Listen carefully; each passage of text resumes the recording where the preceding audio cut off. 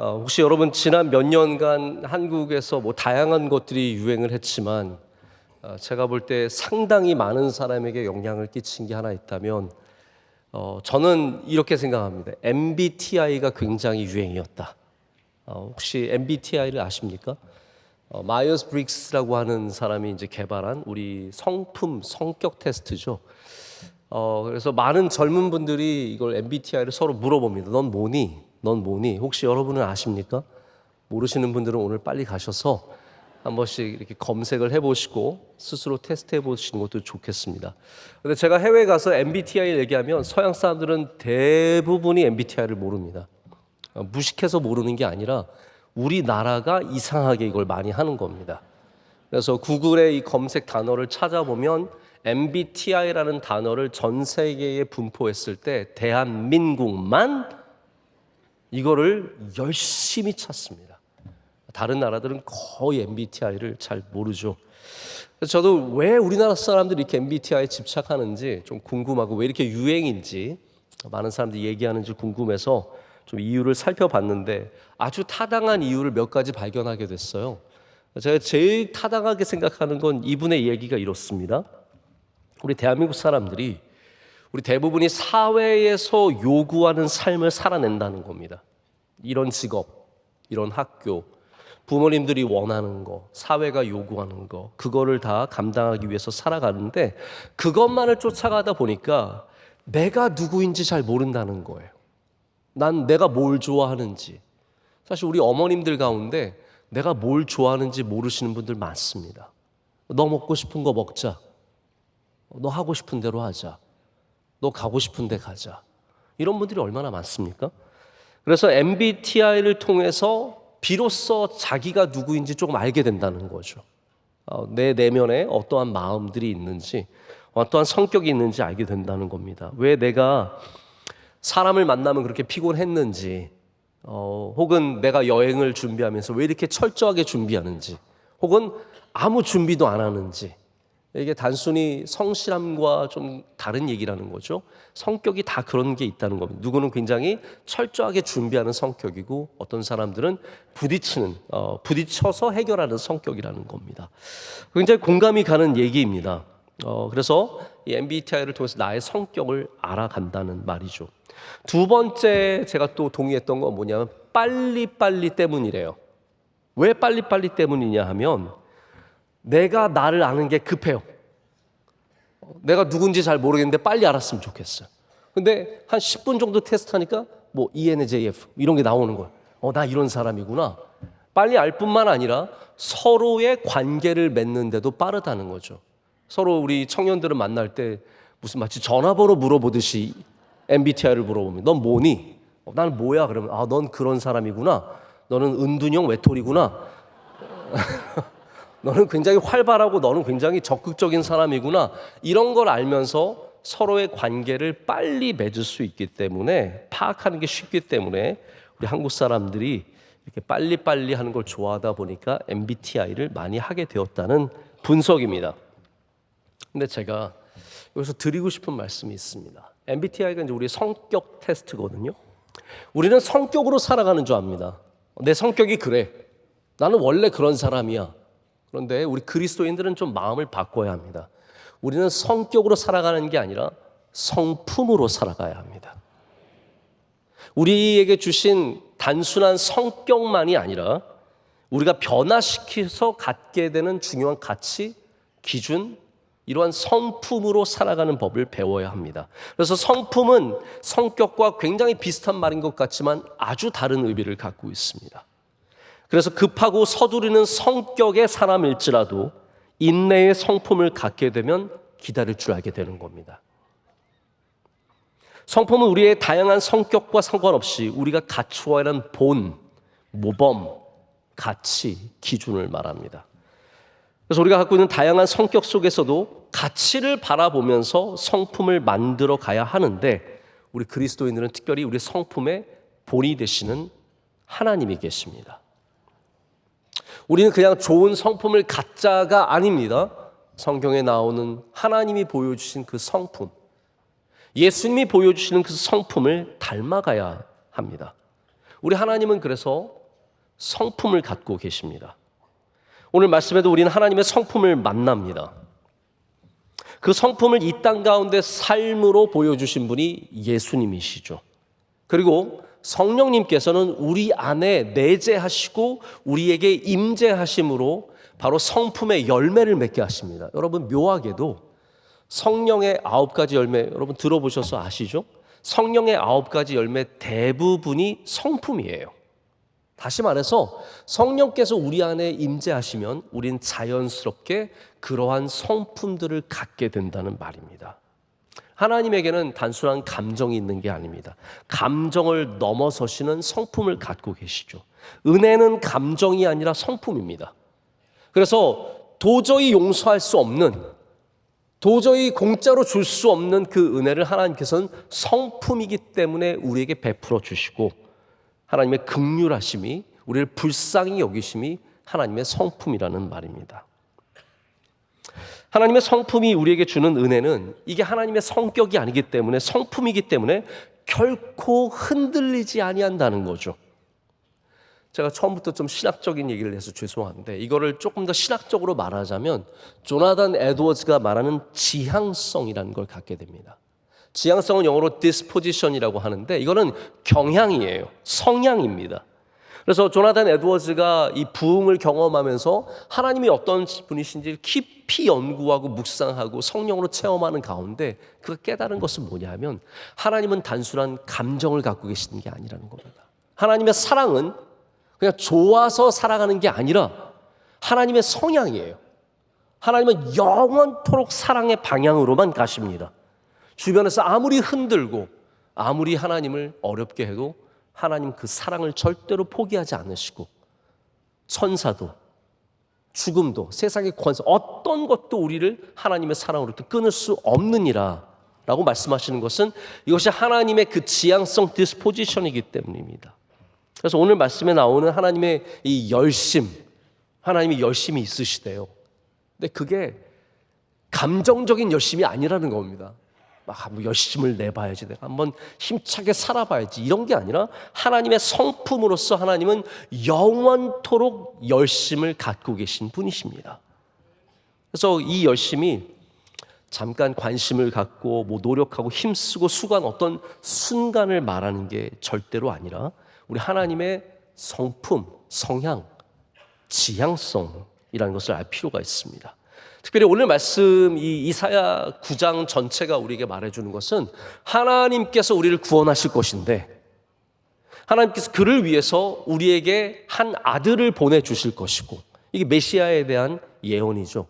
그래서 찬양대에 계신 분들은 오늘 말씀 읽으실 때 굉장히 익숙하셨을 거예요. 그렇죠? 이 6절 말씀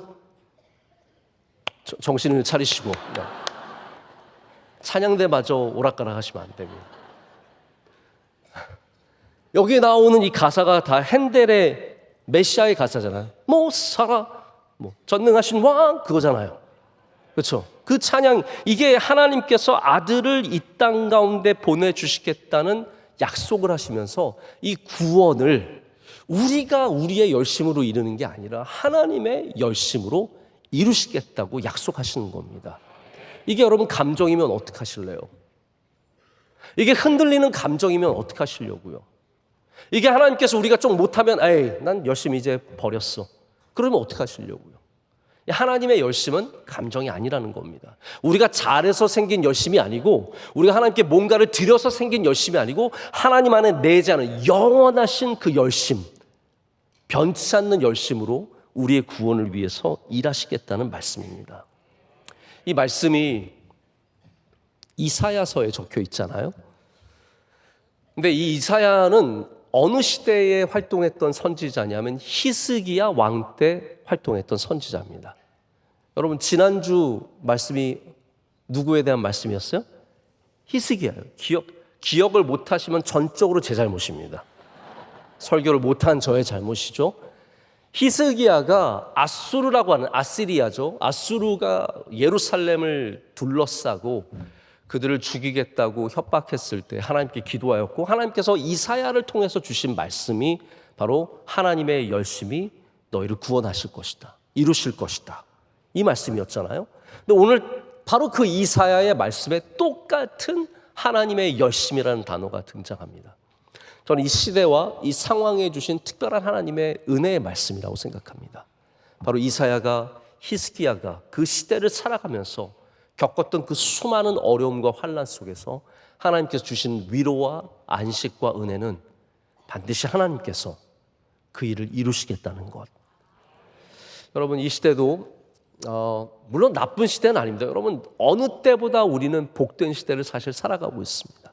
얼마나 편합니까? 모든 것이 발전되어 있습니다. 다만 우리의 여러 가지 상황이 어려운 상황이지만 그럼에도 불구하고 저는 우리의 열심보다 더 크신 하나님의 열심이 반드시 이루실 것을 믿습니다.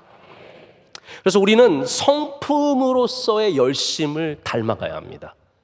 저는 그냥 여러분에게 좀 열심을 내라고 어떤 감정적인 터치를 드리고 싶지 않습니다.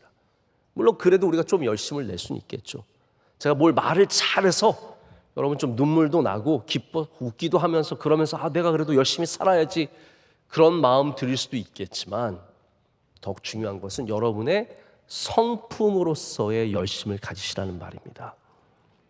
하나님의 열심은 아까 말씀드린 것처럼 감정이 아니라 기분이 아니라 성품입니다. 우리가 열심을 내려면 잠깐 확 타오르고 꺼지는 그러한 열심이 아니라 성품으로서의 열심을 갖춰야 합니다. 일도 마찬가지입니다. 기분 좋아서 일하고 기분 나빠서 일 안 하는 그런 열심이라면 어떻게 신뢰할 수 있겠습니까? 그냥 열심을 내는 것과 성품으로 열심을 내는 것은 분명한 차이가 있습니다. 그런 하나님의 열심의 성품을 닮은 사람들이 성경에 있죠. 그 중에 대표적인 인물이 저는 다윗과 다니엘, 신약 성경에는 바울과 같은 사람이라고 생각을 합니다. 여러분, 다윗이 일관적으로 열심을 갖고 있어요. 다윗은 기분에 따라서 열심을 내는 사람이 아닙니다. 그래서 이 유대인들의 성경의 참고서라고 하는 미드라시를 보면은 하나님께서 왜 다윗을 선택하셨는가? 제가 저녁 예배 때는 이런 말씀을 드린 적도 있지만 유대인 랍비들이 깨달은 게 이거예요. 하나님께서 그들의 전통에 의하면 이렇게 말합니다. 다윗이 양치는 목자였을 때 그의 열심을 주목하셨다는 거예요. 목자였을 때. 그래서 여러분, 하나님은 지금 우리가 아주 하찮은 걸 하고 있을 때 주목하고 계신다는 사실을 잊으셔서는 안 됩니다. 그거를 보고 택하신다는 거죠. 다윗이 목자로서 양을 돌보고 잃어버린 양을 찾아오고 험한 곳을 다니고 이런 모든 것을 통해서 하나님께서 다윗을 택하여 주셨다라고 하죠. 근데 그 다윗이 나중에 시편 69편에 보면 뭐라고 또 다른 열심을 말하냐 하면 주의 집을 향한 나의 열성이 나를 삼키고 라고 말합니다. 그러니까 다윗이 양치는 거에만 열심을 냈던 사람이 아니라 하나님을 섬기고 주님의 전을 사모하는 일에도 열심을 냈다는 거예요. 그 열심이 그래서 단순한 감정과 기분의 열심이 아니라는 겁니다. 성품적인 열심이라는 거예요. 그래서 나중에 예수님께서 요한복음을 보면 이제 복음서마다 순서가 좀 다르지만 요한복음에는 성전 정화 사건이 예수님이 행하신 가장 먼저 사건 중에 하나로 나오는데 성전을 정화하시는 가서 막 장사치들의 상을 엎으시는 그런 일을 하신 다음에 성경에 뭐라고 기록이 되어 있냐면 이렇게 말합니다. 2장 17절에 제자들이 성경 말씀에 주의 전을 사모하는 열심이 나를 삼키리라 한 것을 기억하더라. 그러니까 제자들이 예수님 보면서 누구를 기억한 겁니까? 다윗을 기억했다는 거예요. 다윗의 그 열심, 주님의 전을 사모하는 그 마음, 그게 바로 어디에 기초하고 있습니까? 하나님의 바로 열심이라는 성품에 기초하고 있고 그것이 예수님을 통해서 다시 드러나게 되는 겁니다. 바울도 서신서를 보면은 그냥 자기의 감정으로 사랑하지 않았습니다. 여러분, 사랑이라는 것이 결코 쉽지 않습니다. 이 사람 미운 짓 많이 하죠. 저 사람도 미운 짓 하고. 근데 바울이 뭐라고 하냐면 교인들에게 하나님의 열심으로 내가 너희를 사랑한다라고 말합니다. 그러니까 바울의 열심도 절대로 자기의 감정에 기초한 것은 아니라는 말입니다. 많은 사람들이 열심을 처음에 내다가 이게 식고 나중에는 희미해집니다. 교회에서 봉사하실 때도 예배를 드릴 때도 공부를 할 때도 사람과의 관계에 있어서도 우리가 희미해질 때가 참 많습니다. 제가 조금 다른 결이지만 저의 얘기를 좀 드려볼게요. 저도 제가 열정적인 사람이지만 그게 계속되지는 않는다는 것을 삶을 통해서 많이 경험해 봤습니다. 그래서 제가 한 가지 갖고 있는 기준이 있는데, 이것도 제가 저녁 예배 때 한번 말씀을 드렸을 거예요. 저는 물건을 살 때 가능하면 막 사고 싶은 마음이 있을 때 사지 않습니다. 커피 머신을 하나 사고 싶은데 그걸 사려면 계속 지켜봅니다.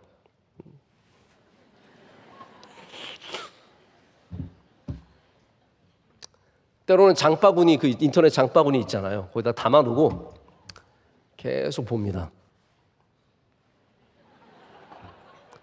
근데 대부분 한 달 내로 마음이 사라집니다.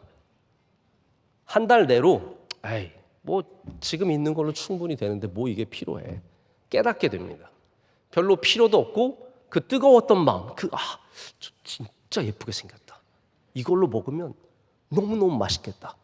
이런 마음들이 다 사라지고요. 이거 먹으면 되지 뭐 하면서 마시게 되면서 그거는 저의 삶에서 뒤로 물러나게 됩니다. 근데 살아보니까 1년을 지켜봐도 계속 탐스러운 게 있습니다. 2년을 지나도 탐스러운 게 있고요. 그러면 이건 나한테 필요한 건가 보다. 내 이 열심이 사라지지 않는 걸 보니 이게 나에게 필요한 거구나라는 것을 깨닫게 되죠. 사실 제가 명성교회에 와서 제가 목회적으로 하는 대부분의 일이 바로 그런 기다림 속에 이루어집니다. 저는 제가 뜨거워졌다고 바로 시작하지 않습니다. 제가 뜨거워졌다고 바로 시작을 했다면 우리 교회는 아마 천지개벽을 했을 겁니다. 뭐 다 바꾸고 다 새로 하고 뭐 별의별 거 다 했을 겁니다. 하지만 저는 기다려봅니다. 하나님께서 이게 나에게 주신 비전인지, 나에게 주신 뜻인지, 우리 교회에 맞는 상황인 건지 많은 것을 생각해보고 기다리다 보면 정말로 뜨거운 것이 남게 되고 그것이 정말로 나의 것이라는 것을 깨닫게 됩니다. 여러분, 잠깐의 열심으로 하는 것들이 얼마나 많이 패배로 끝나게 되는지 모릅니다. 하나님은 반짝거리는 분이 아니라 영원히 빛나시는 분이십니다. 이게 하나님의 본질입니다. 하나님은 잠깐 불타오르고 꺼지는 불이 아니라 영원히 타오르시는 소멸할 수 없는 불입니다. 우리가 흠모하는 그 하나님의 아름다움의 본질이 영원성과 일관성이라면 우리의 열심이 하나님을 닮아가기 위해서 그런 변하지 않는 열심을 가져야 합니다. 어디서든 지속성의 문제가 있습니다. 우리 비즈니스에서만 서스테너빌리티 이런 얘기를 하는 게 아니라 모든 곳에 지속성의 문제가 있습니다. 어떤 분이 왜 명성교회는 학교를 하지 않느냐라고 저한테 물어보세요. 목사님, 우리도 학교 했으면 좋겠어요. 제가 그 얘기를 참 많이 들었습니다. 또 학교 하시는 분들이 저에게 오셔서 목사님, 명성교회에서 이 학교를 꼭 하셔야 합니다. 이렇게 많이 말씀을 하십니다. 근데 우리는 이미 교육 선교를 많이 하고 있습니다.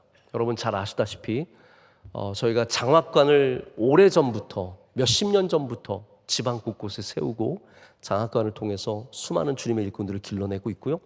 영주에는 영광 여중고를 저희가 인수해서 지금도 잘 섬기고 있습니다. 또 해외로 나가면 필리핀 마닐라에 선교사 자녀학교가 있어서 우리가 그 학교를 통해서 계속 선생님을 보내고 지금도 교장 선생님 비롯해서 많은 분들이 다 우리 선교사님들입니다. 에티오피아에 가면 명성 의과대학이 지금 에티오피아에서 가장 좋은 의과대학이 되어서 거기서 열심히 귀한 의료인들을 선교사까지 포함해서 길러내고 있습니다. 근데 많은 분들이 이제 왜 명일동 여기 캠퍼스에서는 학교를 하지 않느냐고 물어보시죠. 여러 가지 이유가 있겠지만 가장 근본적인 이유는 먼저는 하나님께서 주신 비전이 없기 때문입니다. 만약 하나님께서 저에게 명확한 비전을 주시고 그렇게 인도해 주신다면 저는 우리 교회에서 학교 어디서든 언제든지 시작할 수 있습니다. 그런데 또 하나 제가 갖고 있는 문제는 뭐냐 하면 지속성의 문제예요. 쉽지 않습니다.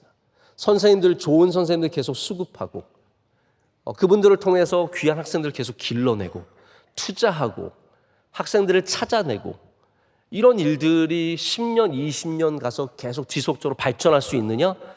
절대로 쉬운 일이 아닙니다. 저는 그래서 10년 뒤에 만약에 우리의 열심이 꺼져서 대충 운영하다 문 닫으면 그 손해는 고스란히 학생들과 그 학부모님들이 받게 될 텐데, 저는 거기에 대해서 여전히 기도하는 마음이 있고 하나님이 주신 명백한 기준이 있어야 시작할 수 있다는 생각을 합니다. 여러분, 맞습니다. 지속적일 수 있느냐, 이게 얼마나 중요한 가치인지 모릅니다. 우리의 하나님, 열심을 내시는 하나님은 그 구원의 역사에 지속성이 있습니다. 하나님은 잠시 반짝 우리를 사랑하셔서 구원하신다는 얘기가 아닙니다. 하나님의 구원의 사역은 태초 이후로 예수 그리스도를 통해서 그리고 지금까지 앞으로도 영원히 이어진다는 거죠. 하나님의 사랑은, 하나님의 긍휼은, 하나님의 은혜는 절대로 멈춤 없이 전에도 있었고 지금도 있고 앞으로도 있을 것입니다. 그래서 우리 하나님은 어제와 오늘, 내일이 똑같으신 분이십니다. 사람은 아닙니다. 사람은 기분에 따라서, 상황에 따라서 좋을 수도 있고 나쁠 수도 있지만 하나님이 갖고 있는 성품적인 열심은 변함이 없으시다는 말입니다. 그래서 우리를 구원하시기 위해서 가장 열심인 분이 지난주에 말씀드린 것처럼 우리 하나님이십니다. 그래서 우리가 신학적 용어로 미시오 데이라는 말을 쓰는데 이게 하나님의 선교라는 뜻이에요. 미시오 데이. 근데 이게 뭐 신학을 아시는 분들은 여기에 대해서도 뭐 진보적이다, 뭐 좌파적이다, 뭐 이런 얘기를 하실 수 있지만 저는 이 단어 자체가 갖고 있는 거는 굉장히 아름다운 의미라고 생각합니다. 미시오 데이가 말하는 게 뭐냐 하면 선교의 주체가 내가 아니라 하나님이시라는 거예요. 미시오 데이, 하나님의 선교. 하나님이 선교하시는 분이시고 하나님이 우리를 구원하시는 분이시고 이 모든 주체가 하나님께 있다라고 고백하는 것, 그 열심이 사라지지 않는 하나님의 성품이라는 것을 우리 성경이 보여주고 있습니다. 자, 그래서 제가 이제 남은 시간 동안에 얼마 남지 않았으니까 이제 우리 성품적 열심이 갖고 있는 특징을 여러분께 좀 말씀드리고 싶어요. 어떤 게 성품적인 열심인가? 우리가 어떠한 그러한 성품적인 열심을 갖춰야 하는가? 제가 두 가지만 여러분께 말씀을 드릴게요. 첫 번째로는 바빠도 하는 게 성품적 열심입니다. 바빠도 하는 것. 우리 대부분의 사람들이 바쁘다는 건 항상 핑계가 됩니다. 아, 바빠서 못했어. 바빠서 연락 못했어. 바빠서 답장을 할 수 없었어. 그럼 바쁘다는 것처럼 좋은 핑계가 어디 있습니까? 네, 한번 저희 어떤 교인이 저도 이제 좀 뭔가 일이 있어서 이렇게 연락을 늦게 드렸어요. 그래서 연락을 늦게 드리면서 제가 구구절절 너무 죄송합니다. 제가 뭐 이렇게 일이 있어가지고 그때 딱 상황이 안 맞아서 이제서야 연락을 드립니다 했더니 보통 그러면 목사님 괜찮아요 그러시는데 이분은 굉장히 돌직구를 저한테 던지시더라고요. 뭐라고 쓰셨냐면 마음이 있으면 하셨겠죠.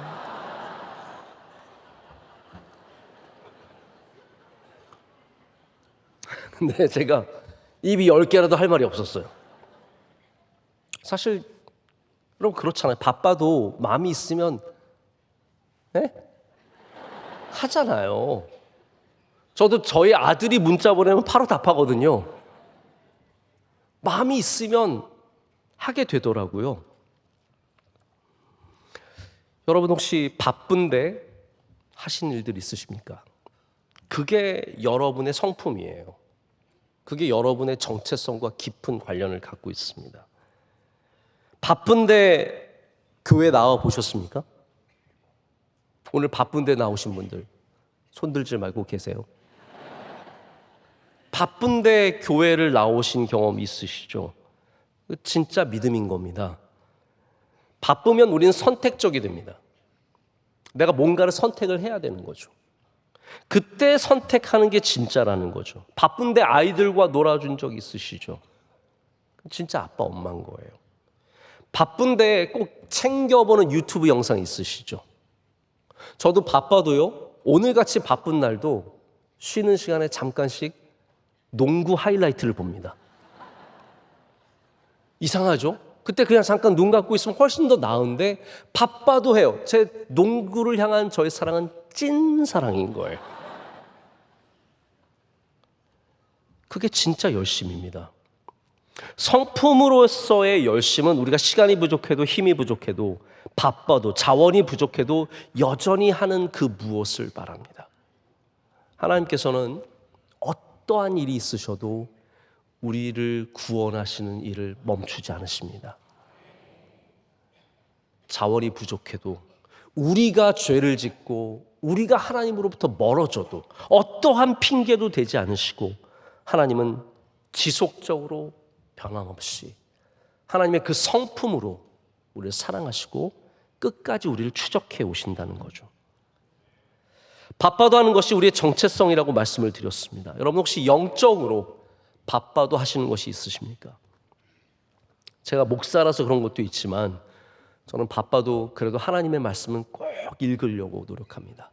물론 예전처럼 제가 막 율법주의자처럼 읽지는 않지만 그래도 꼭 지키려고 노력합니다. 특별히 저는 바빠도 제가 기도하는 시간만큼은 꼭 확보하려고 노력합니다. 그중에 제가 가장 귀하게 여기는 시간이 길지는 않지만 새벽 예배 마치고 기도하는 시간입니다. 저는 그 시간이 참 좋더라고요. 잠깐 요 강대상 아래에서 기도할 때 제 영혼이 채워지고 하나님 주신 위로가 있고 은혜가 참 큽니다. 근데 가끔씩 아침에 뭐 회의가 있고 뭐 모임이 있고 행사가 있으면 막 설교를 급하게 마치고 나가야 될 때가 있어요. 그럼 굉장히 아깝습니다. 나 이거 기도하고 나가야 되는데 기도 못하는 게 너무너무 안타깝고 힘들고 그래서 때로는 그냥 내가 좀 오늘 늦게 가더라도 기도하고 가자라고 할 때가 있습니다. 그러면 어떤 분이 뭐라고 제가 이게 참 책 제목인데 너무 귀하게 여기는 제목이 있어요. 바빠서 기도합니다. 얼마나 귀한 말입니까? 우린 바쁘면 못한다고 하지만 진짜 열심은 바빠도 할 수 있는 거예요. 그렇기 때문에 성품적 열심을 갖게 되면 아무리 바쁘고 아무리 핑계거리가 많아도 그 열심을 포기하지 않습니다. 두 번째 성품적인 열심의 특징은 뭐냐면 포기하지 않는 것입니다. 우리가 성경에서 만나는 우리 하나님은, 우리 예수님은 포기하지 않으시는 분 아니십니까? 도망치는 선지자, 니느웨를 가지 않고 저 멀리 다시스로 가는 선지자를 하나님께서는 포기하지 않으세요. 쫓아가셔서 풍랑을 일으키셔서 물고기 뱃속에 들어가게 하셔서 결국 니느웨 앞에 토하게 하시는 분이 하나님이시 아니십니까? 포기하지 않으시는 거죠. 제가 드리는 예시가 지난주와 똑같습니다. 잃은 양을 찾으시는 목자, 탕자를 기다리는 아버지. 잔치에 올 사람이 없어요? 그러면 모든 하인들을 보내서 시장 어귀에 돌아다니는 사람들 다 초청해서 오게 하시는, 포기하지 않으시는 하나님. 십자가에서 포기하지 않으시고 도망친 제자를 다시 쫓아가셔서 디베라 바다까지 가셔서 네가 나를 사랑하느냐 물으시고 내 양을 먹이라고 끝까지 설득하시는 예수님. 우리 하나님은 성품적으로 포기하지 않으십니다. 그게 이제 우리의 복이죠. 왜냐하면 절대로 여러분 포기하지 않으시니까요. 그게 우리가 가져야 하는 성품적 열심의 모습이 되어야 합니다. 포기하는 것이 가장 쉬울 때가 있습니다. 이거 나 내려놓고 싶다. 이거 안 하고 싶다. 이것만 놓으면 내가 편해질 것 같다. 제가 공부할 때 제 주변에 같이 공부를 하는 분들이 꽤나 많이 있었습니다. 미국인 학생들도 있었고 우리 한국 목사님들도 계셨고 같이 공부를 하는데 떨어져 나가요.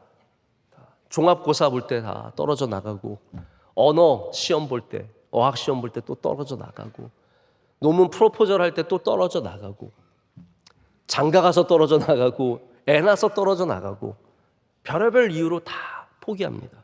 물론 그분들의 삶이 하나님 손 안에 있는 것은 저는 분명하게 믿지만 때로는 여러분 포기가 가장 쉬울 때가 있습니다. 혹시 오늘 이 자리에 무엇인가를 포기할 마음을 갖고 오신 분들이 계시다면 하나님이 주시는 성품의 열심으로 그 일을 다시 한번 잡아보시길 축복합니다. 우리가 이루어야 할 꿈, 우리의 소망, 하나님 우리에게 맡겨주신 사명, 절대로 포기하지 않는 열심으로 감당해야만 이루어질 줄로 믿습니다. 자, 마지막으로 우리가 열심히 성품이 되게 하기 위해서 넘어서야 하는 것 여기 하나가 있습니다. 그게 뭐냐면 감정이에요. 기분입니다. 기분이가 안 좋아서. 감정은 때로 우리를 뜨겁게 하고 우리를 차갑게도 합니다. 제가 저희 아이들에게 자주 하는 말이 있습니다. 우리 가정에서 저희 아내가 특별히 많이 가르치는 말이 있는데, 기분이 태도가 되지 않게 해라. 기분이 태도가 되지 않게 하라. 감정은 우리를 흔듭니다. 싫어요. 짜증나요. 괴로워요. 그러나 그것이 우리의 성품 안에서 반드시 절제되어야 하고 제어되어야 합니다. 그래서 성품은 우리의 감정보다 큰 겁니다. 성품이 없으면 안 됩니다. 감정대로만 살아가면 안 됩니다. 성품으로 우리를 안에 있는 감정들을 다스릴 줄 아는 그런 신앙인들이 되어야 합니다. 그래서 사람이 큰 그릇이라고 하면 보통 여러분 큰 그릇의 정의가 무엇입니까? 제가 볼 때는 큰 그릇들 대부분은 감정보다 성품이 크신 분들이에요. 이 사람 나 미워하는 거 알아요. 그러나 손 잡아주는 거예요. 저 사람 마음에 들지 않아요. 그러나 품어주는 거예요. 뒤에서 내 욕하고 다니는 거 들었어요. 그러나 그 앞에서 웃어줄 수 있는 거예요. 큰 그릇들의 특징입니다. 나의 감정, 나의 기분이 나의 태도나 나의 전부가 되지 않도록 나의 성품으로서 그것을 다스릴 수 있는 거죠. 여러분, 기분에 좋으면 잘하고 기분에 안 좋으면 적이 되고, 좋을 때 열심히 하고 기분 나쁘면 던져버리고, 뜨거울 때는 삼키고 미지근하면 뱉어버리는 그런 사람들은 어떠한 일도 이룰 수 없고 어떠한 관계도 좋게 만들 수 없습니다. 여러분, 감정이 아니라 성품이 여러분의 가치를 정합니다. 말씀을 맺습니다. 성경에 이런 말씀이 있죠. 우리 하나님의 성실하심을 말하는 내용인데, 예레미야 애가의 말씀입니다. 여호와의 인자와 긍휼이 무궁하심으로 우리가 진멸되지 아니함이니이다. 이것들이 아침마다 새로우니 주의 성실하심이 크시도소이다. 아멘. 주의 성실하심, 하나님의 성실하심이 우리의 소망입니다. 저는 이거 고등학교 때 이 찬양 부르기 시작해서 지금도 참 좋아하는 찬양인데, 여러분도 아실 거예요. 주의 인자는 끝이 없고 주의 자비는 무궁하며 아침마다 새롭고 늘 새로우니 주의 성실이 금이라. 성실하신 주님. 아멘. 우리 주님은 성실하십니다. 변치 않는 열심으로 오늘도 우리 아침에 해를 띄워주시고 우리의 밤에 달을 띄워주시고 우리를 위로하시고 확신을 갖게 하시며 우리로 이 땅에서 열심으로 살아가게 하십니다. 여러분, 여러분에게도 열심히 성품이 되기를 축복합니다. 그냥 뜨거운 마음으로만 살아가려고 하지 마시고요, 하나님의 성품을 닮으셔서 우리 구원을 위해서 지금도 일하시는 하나님처럼 우리도 그 열심으로, 그 성품으로 이 땅 가운데서 귀하게 살아가기를 간절히 소망합니다.